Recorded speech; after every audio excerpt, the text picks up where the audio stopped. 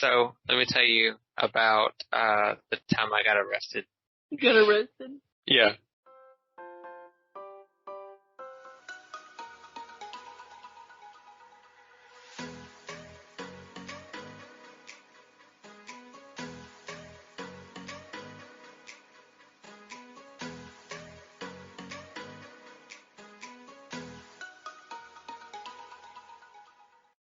So it's a little too wild to like believe, really, but okay. So I had just reunited with an old friend from middle school, and we were just gonna go riding around and then meet up with Alex again, and so he could take me home.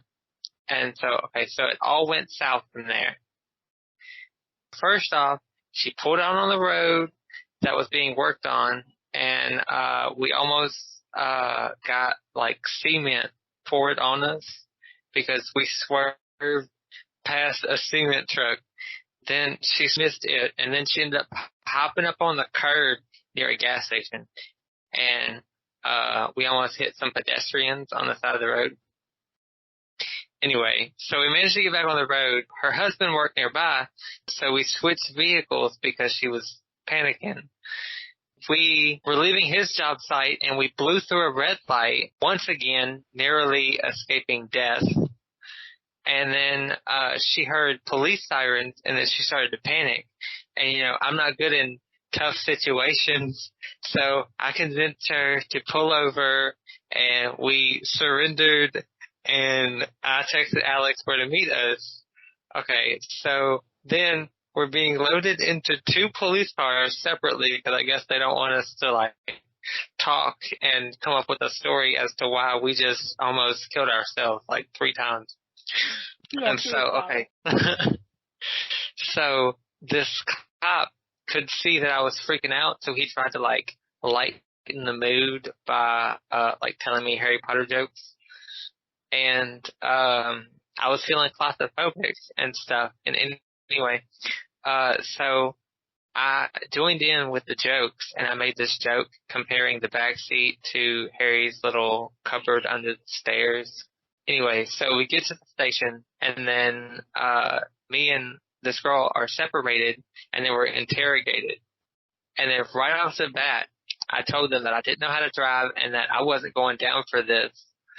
And so they started asking me questions about her, and then they left me alone.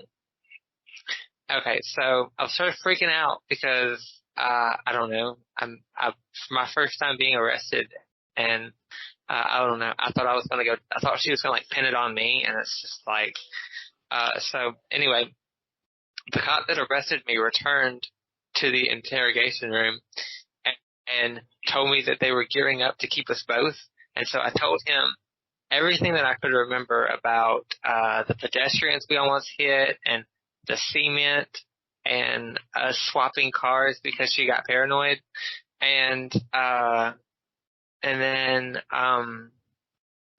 so I told him I started over from the very beginning, and I was like, okay, so I'm not even supposed to be here because it just so happened we met each other at the mall and we reunited. And then, okay, so he uncuffed me, and then I was pretty sure that I was still getting booked, but he led me down to a holding cell where they had the girl. And so she was apologizing to me, and she was like, oh, you're gonna hate me, and we're never gonna see each other again after this. And then I was like, no, it's fine, I don't hate you, this is actually the best thrill of my life. And so anyway, we said our goodbyes, and then in the lobby, the cop started joking with me again, like something about I'll never see you again or some other stuff. And it sounded like he was flirting. And so I was like, how far do you live from Mahia? And he was like, well, we're in Anaheim. I was like, there isn't Anaheim in Texas. And he was like, we're in California. And I was like, oh, all right.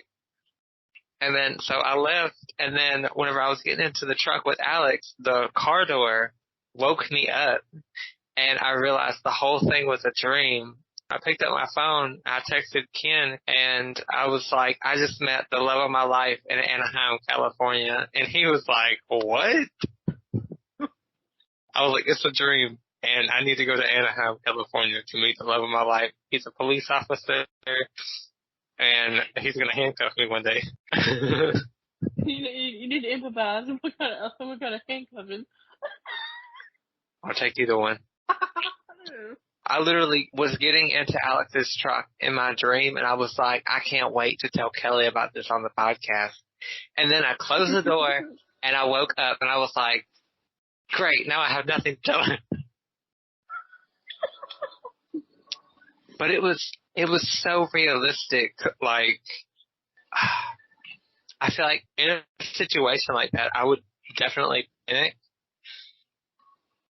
Because the one time that I've ever been in the car with someone that's gotten pulled over, I panicked.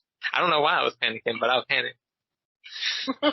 And then there was one time when we were riding with Vinny's mom, and the light turned red too quickly. She hit the brake, and then when the girl behind her was too close, and she like bumped her.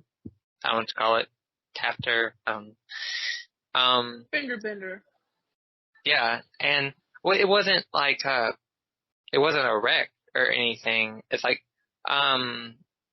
she stopped and the car behind her hit her, and then they had to call the police for that. It was me, Vinny, my sister, and Norma in the car, and they were asking all of our names, and they had to know the name of everybody in the car. And I don't know. I was freaking out then, and I'm not even a criminal. Meanwhile, my sister, the criminal, was like, "Oh God, they're gonna pull up my warrants," and she didn't use her real last name. So.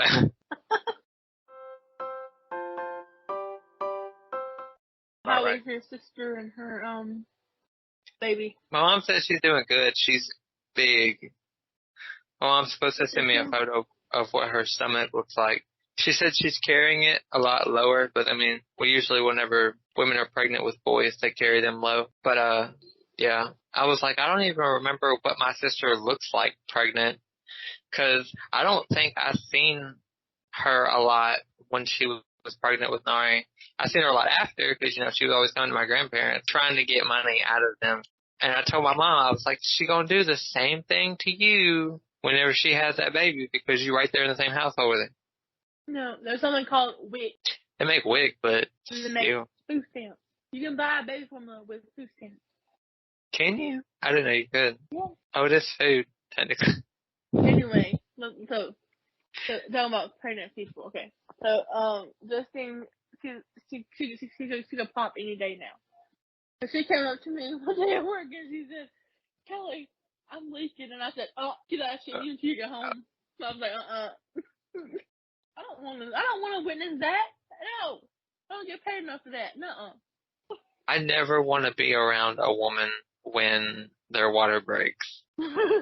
I hope it's in public where somebody else has to clean it and not in my house. Sunday, Katie brought Willa over here. And my kids have never seen a little person before.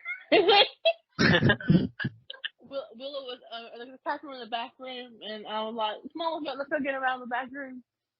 Well, I opened the door, and Willa sees him, and she's like this, and she goes, "Ah!" Like running at him, and those cats like run everywhere, and they went up under my couch, and then didn't come out until like 8 o'clock that night. They were there to make sure Willa was not there. They came out. And then she took the cat's water bowl, and I was like, "Willa, do not dump that out." And she looked at me, and she took the thing and went and dumped it everywhere.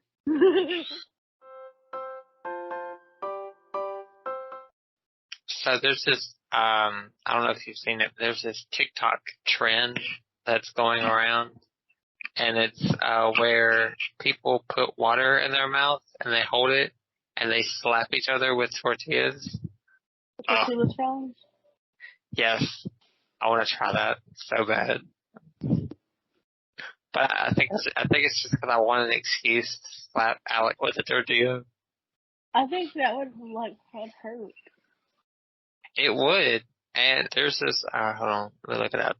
I follow these people because they dance randomly, and I think the short one is cute.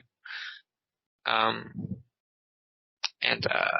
so I was watching it the other day, and I was scrolling through my follower page, and this video came up, and it was these three people. They're called the Basement Gang, and they were playing the tortilla challenge, and the little one got smacked in the face, and I died because it was hilarious. My brother was wanting to try that Sunday, and I was like, no. I also want to do the one where you tie the water bottle to a piece of string and we put it on the ceiling fan. I want to show that so bad. You have a ceiling fan behind you. Yeah, these old ceiling fans, that water bottle would tear these things out of the ceiling. I'm gonna probably have to screw this hook to the ceiling, and then we're gonna sit around the table and just swing the bottle, be blindfolded, people get smacked in the face. I think that'd be fun. I want to do that. I want to do the tortilla thing. There's a lot of challenges on there that I want to do. And it's every day there's a new trend. Or every week at least. Every week at least. Have you seen the milk crate challenge? I don't know. I've done that before. Not as a challenge, but at my grandma's, my uncle's friends would come over for the summer. We had, but it wasn't, I don't think it was milk crates. We had barrels, water barrels, the plastic ones. We had those, and I don't know how we had so many. I don't even know where we got them from, but we had 10, I think, and we stacked them up like stairs. I don't think I did it too extreme. We just did one, and we just had to jump to each one. Literally almost broke my neck. But my uncle got to the third one. I mean, it's he jumped to the fourth one and literally fell on all these. We thought he broke his back. It's dangerous, bad. And I want to do the milk crate one, but I don't know.